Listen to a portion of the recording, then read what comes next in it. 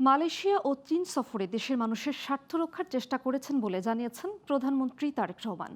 তিনি বলেন, সফরে দেশের মানুষের স্বার্থ নিয়ে কথা বলার চেষ্টা করেছেন।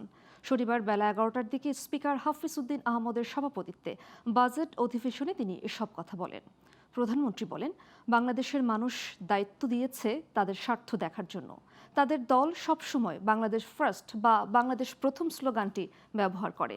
তিনি নিজের অবস্থান থেকে সবসময় দেশের এবং দেশের মানুষের স্বার্থ নিয়ে কথা বলার এবং তা রক্ষা করার চেষ্টা করে যাচ্ছেন। সংসদ নেতা বলেন, এখানে কোনো ব্যক্তিগত বিষয় বা স্বার্থ জড়িত নেই।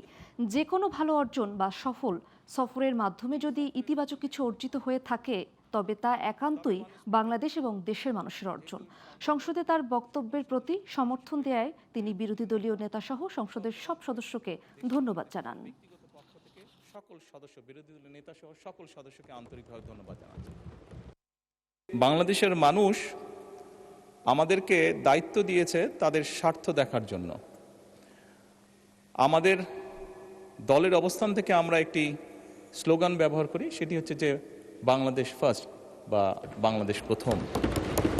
আমি যে কাজটি করার চেষ্টা করেছি মাননীয় স্পিকার, আমি আমার অবস্থান থেকে আমি আমার দেশের মানুষের স্বার্থ নিয়ে কথা বলার এবং সেই স্বার্থ রক্ষা করার চেষ্টা করেছি মাননীয় স্পিকার।